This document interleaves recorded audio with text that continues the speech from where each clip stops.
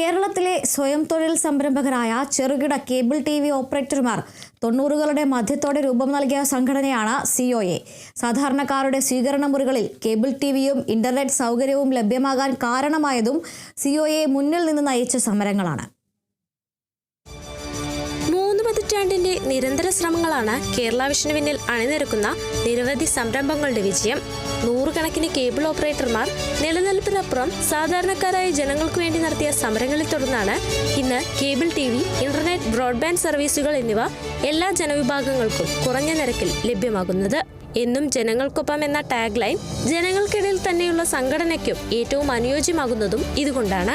അസംഘടിതരായ ഒരു കൂട്ടം സംരംഭകർ രൂപം നൽകിയ സംഘടന കൂട്ടായ്മയിലൂടെയും കൂട്ടായ പരിശ്രമങ്ങളിലൂടെയും എത്തിപ്പിടിച്ച വിജയങ്ങളെല്ലാം ജനങ്ങൾക്കൊപ്പം നടന്നു നേടിയതാണ്. നമുക്കറിയാം, കേരള വിഷൻ ഇന്ന് കേരളത്തിലെ ഈ രംഗത്ത്, ബ്രോഡ്ബാൻഡ് രംഗത്തും അതുപോലെ തന്നെ കേബിൾ TV രംഗത്തും ഒന്നാം സ്ഥാനത്ത് നിൽക്കുകയാണ്. ഈ രാജ്യത്തിന് തന്നെ മാതൃകയായിട്ടുള്ള പ്രവർത്തനങ്ങളാണ് നടത്തിക്കൊണ്ടിരിക്കുന്നത്. കോർപ്പറേറ്റുകളെ ഈ രംഗത്തു നിന്നും തുരത്തുവാൻ വേണ്ടി, അല്ലെങ്കിൽ അവരുടെ മത്സരം അതിജീവിക്കുവാൻ വേണ്ടി ഈ രംഗത്തുള്ള ചെറുകിട കേബിൾ TV ഓപ്പറേറ്റർമാരെ ഒരു കുടക്കീഴ് അണിനിരത്തിക്കൊണ്ട് പ്രാദേശിക കേബിൾ TV രംഗത്ത് നിന്നും കോർപ്പറേറ്റുകൾ ഒഴിവാക്കാനുള്ള ഒരു വലിയ ദൗത്യമാണ് ഈ സംഘടന ഏറ്റെടുത്തിട്ടുള്ളത്. അത് വിജയിച്ചു എന്നതിന് തെളിവാണ് കേരള വിഷൻ എന്ന ഞങ്ങളുടെ കമ്പനി 1000 കോടി ടേൺഓവറിലേക്ക് എത്തിച്ചേർന്നത്.